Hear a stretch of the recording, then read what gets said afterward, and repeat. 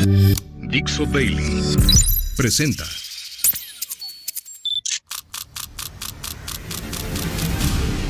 La Vuelta al Mundo en unos minutos. It's a clash between barbarism and civilization. A dangerous world of chaos, death and destruction. La internacional fascista. Yes, she can. Con Nacho Montes de Oca. Bienvenidos a El Globo, mi nombre es Ignacio Montes de Oca y hoy nos vamos a adentrar en el divorcio del siglo, el divorcio político del siglo. Iba a decir la guerra de los Roses por aquella película famosa, pero no, es la guerra de los hombres más poderosos del mundo, el hombre más rico del mundo y el hombre más poderoso del mundo. Es como una lucha del UFC, pero por el dominio nada más ni nada menos que de la primera potencia del mundo. Y no estamos exagerando, porque de esta pelea va a surgir no solamente un ganador, sino el futuro de la relación entre los gobiernos y los empresarios. Y no es poca cosa, porque si sucede en Estados Unidos, la democracia más grande y antigua del mundo, todo lo que así suceda va a estar influyendo en el futuro. Hablamos de días, no del futuro de años. Dentro de unos días ya lo que ocurra entre Trump y Elon Musk, la pareja más famosa del mundo, va a llegar a nuestros países. Pero más allá de los ribetes escandalosos y de las acusaciones y de todo lo bizarro o pintoresco, de acuerdo al gusto de cada uno, hay algunas cosas que hay que explicar. Primero, ¿por qué se pelearon realmente? Porque esto no fue un revoleo de prendas íntimas en público, fue mucho más. Hay mucho más detrás. Vamos a empezar por el principio. Elon Musk fue la figura central dentro del regreso de Donald Trump a la presidencia. Fue su mayor donante, le dio $300 millones. Repito, $300 millones. No es una montaña de dinero, es una cordillera de dólares.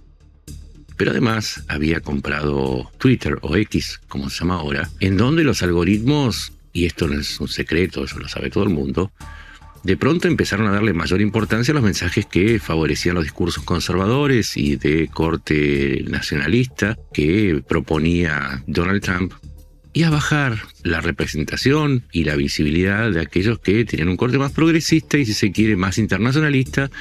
Era conservadores contra progres. Y dentro de esta lucha, Donald Trump tenía como aliado al dueño de la red más influyente del mundo, que es X. 600 millones de usuarios, pero 600 millones que forman la opinión pública.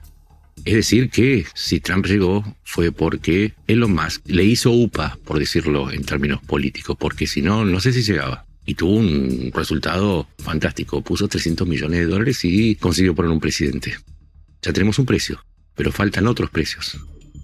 ¿Cuál es el precio de la colaboración de Elon Musk con el gobierno norteamericano?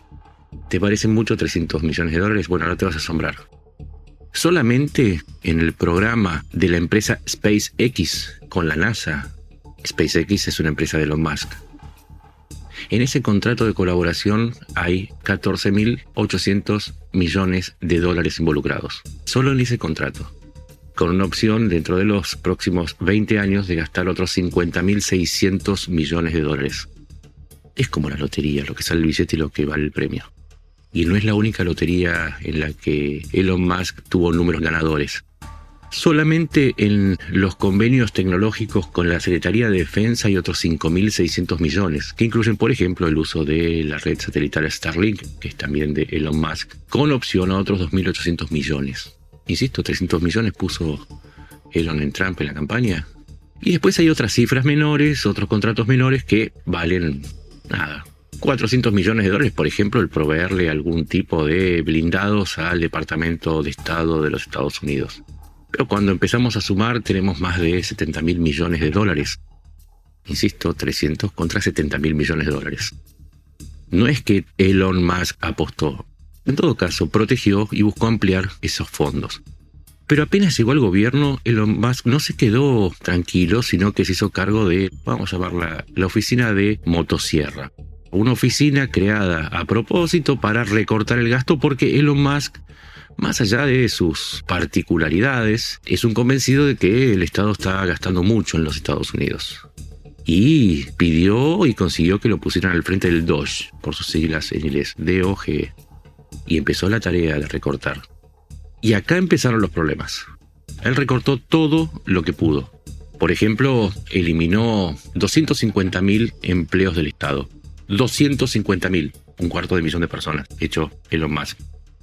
El USAID, que es el programa del Departamento de Estado para el Exterior, digamos, es el que se usaba para que los Estados Unidos influyeran en el exterior y a su vez eran programas de promoción de la democracia, ayudaban a comprar vacunas, ayudaban a mantener hospitales y mil etcétera.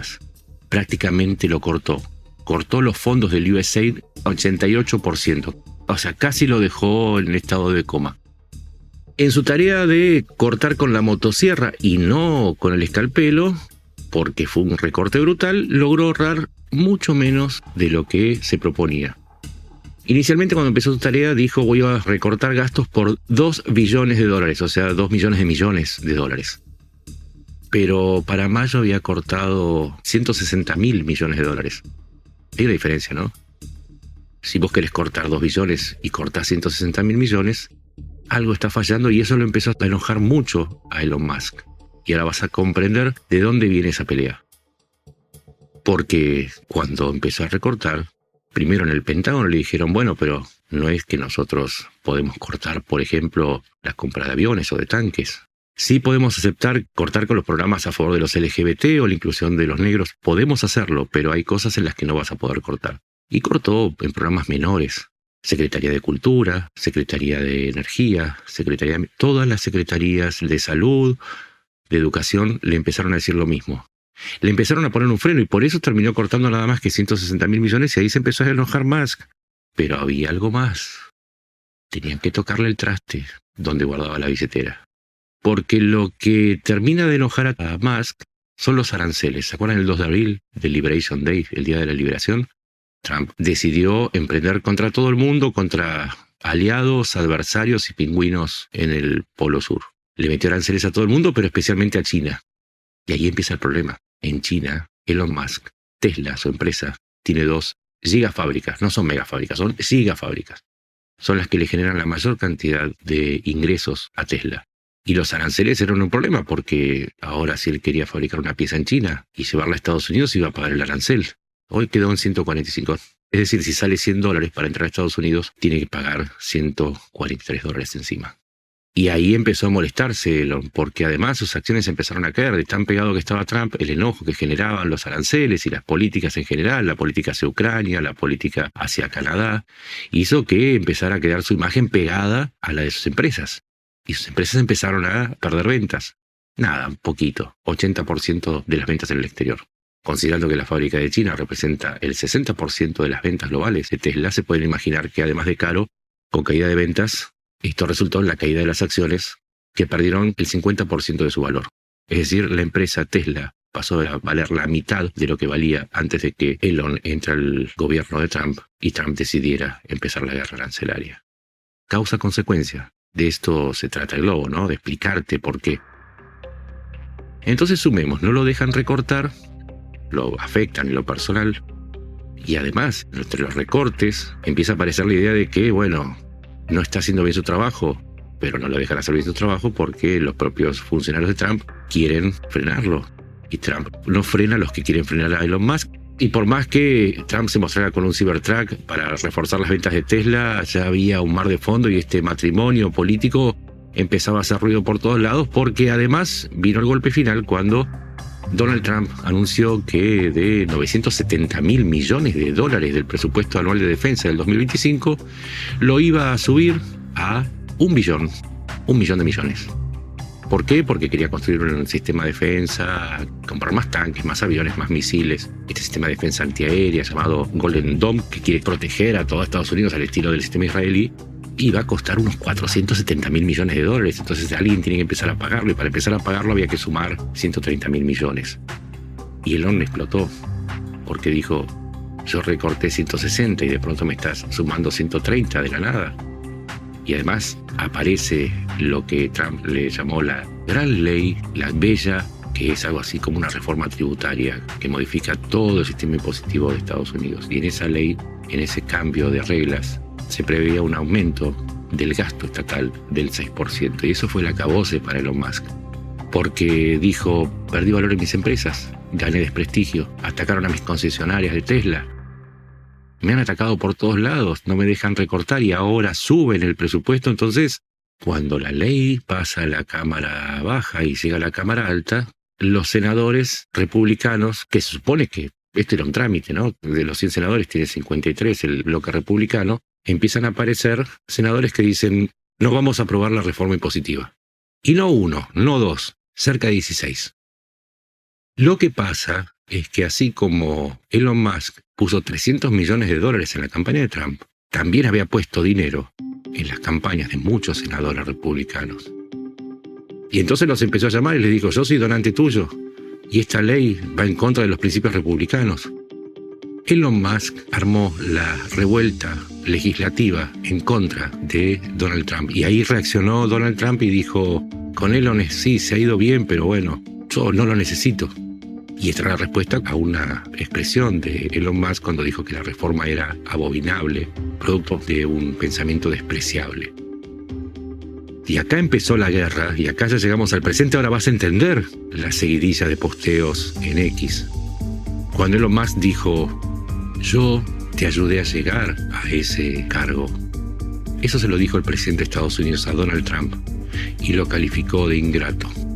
Le recordó los fondos que puso, le recordó el uso de X, le recordó todo. Y Donald Trump, que tampoco es un hombre fácil, le contestó que quizás se podría ahorrar algún presupuesto cortando los subsidios a la industria espacial. Se refería al programa Dragon, por ejemplo, que es el programa de SpaceX con la NASA para crear transportes espaciales, para lanzar una carrera espacial que se supone terminaría en la conquista de Marte. Trump, por su amigo Elon, por lo menos cuando eran amigos, había privatizado parcialmente la carrera espacial a favor de Elon. Y es entonces que ante esta amenaza, Elon Musk dijo, release the Kraken, larguen al Kraken, y mandó un posteo que va a quedar para la posteridad. Le recordó a Donald Trump que está en la lista de la isla de Epstein. Es la isla de Jeffrey Epstein, un conocido pedófilo que organizaba fiestas con menores para ricos famosos, lo cual también incluye a políticos. Y acá viene el dato que faltaba, porque cuando se metió a recortar los gastos, Elon Musk tuvo acceso a todos los archivos del Estado. No solamente los números de seguridad social de cada ciudadano de Estados Unidos, sus cuentas bancarias, sus antecedentes médicos, toda la información. Y lo que no sabemos es si obtuvo también información clasificada respecto a lo que todavía no se sabe de la actividad en la isla de Epstein, y si tiene algo que involucra a Donald Trump. Ahora entendés por qué lo amenaza con la cuestión de la isla de Epstein.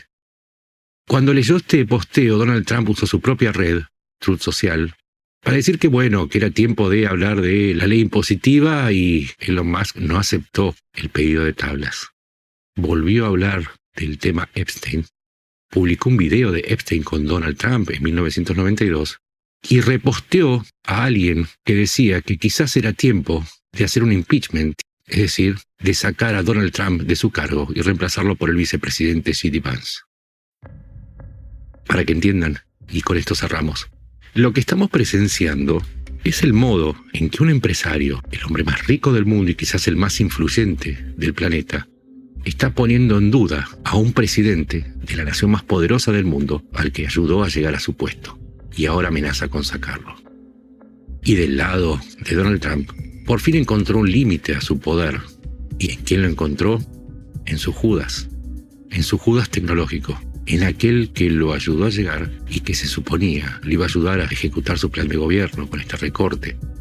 Es decir, lo que estamos viendo es una disputa entre un empresario tecnológico, las empresas más grandes y más poderosas del momento, versus un político conservador que quiere concentrar poder. Es cierto, son dos egos gigantescos. Han chocado los egos, pero también están chocando dos formas de concebir el poder. Y eso nos va a influir a todos. ¿Domina las grandes fortunas o domina la política? ¿Es posible que coexistan? ¿Las grandes fortunas ponen y sacan presidentes nuevamente? La tecnología finalmente genera más poder que el poder político, el poder militar o el poder del voto? ¿Hasta dónde puede llegar esta pelea? ¿Puede caer Donald Trump por cosas que quizás no sabemos todavía, cosas horribles? En su momento, cuando publicó lo de la isla de Epstein, Musk cruzó el Rubicón. Ya no hay vuelta atrás. Es como cuando Cortés quemó las naves. Ya no hay vuelta atrás. Uno de los dos tiene que prevalecer. ¿Quién va a ganar? ¿La empresa o la política tradicional? Te das cuenta que no fue una pelea menor. Porque de ese resultado depende también lo que va a suceder en cada uno de los países en los que viven ustedes. Y ahora, con todo lo que sabemos, pregúntense hasta qué punto el presidente de su país está condicionando o es condicionado por las grandes fortunas. Elon versus Donald. Es la clave para saber también lo que puede llegar a suceder en el país en el que vivas, no importa dónde sea. Mi nombre es Ignacio Montes de Oca, me encontrás en X como Nacho MDEO o en Blue Sky como Nacho Montes de Oca. Y volveremos por también esta red social que nos permite conocer a través de Dixo qué es lo que sucede en el presente para saber interpretarlo en la mayor profundidad posible. Muchas gracias, nos encontramos en la próxima.